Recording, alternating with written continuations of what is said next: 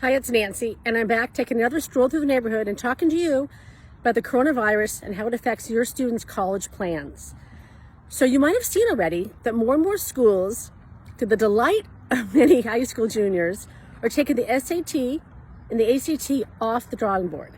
So for more and more schools, your student does not have to take those tests in order to apply and get into those schools. Not so sure if other schools are going to join suit.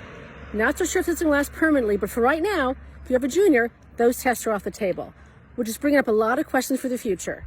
And speaking of the future, if you have a current 9th or 10th grader, even 11th grader, and even an 8th grader, the question then becomes, with or without those tests, because some schools your student applies to might have those tests as requirements, but it brings up the question, how will your students stand out?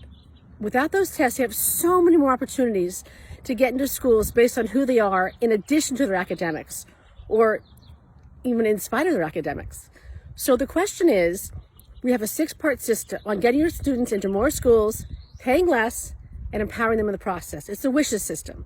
So the element that comes into question with this is the I, the inventory of achievements.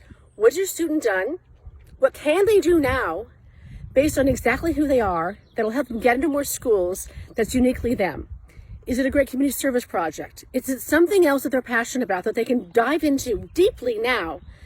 Because now they have an opportunity. More schools are giving them a chance to stand out, get into schools, not based just on academics, but on more of who they are. More, as we call it, a holistic approach. So let's back up. The W for the wishes system is who is your student. Their challenges, their goals, their interests, their passions, their strengths, their weaknesses, all of that. That's what you build a plan around. The I, inventory of achievements. What have they done? What are they going to do? And how do they blend their interests to giving back and standing out? S, strategy, depending what your goals are. The ways to get in, the ways to pay less are different. H is hunting for opportunities.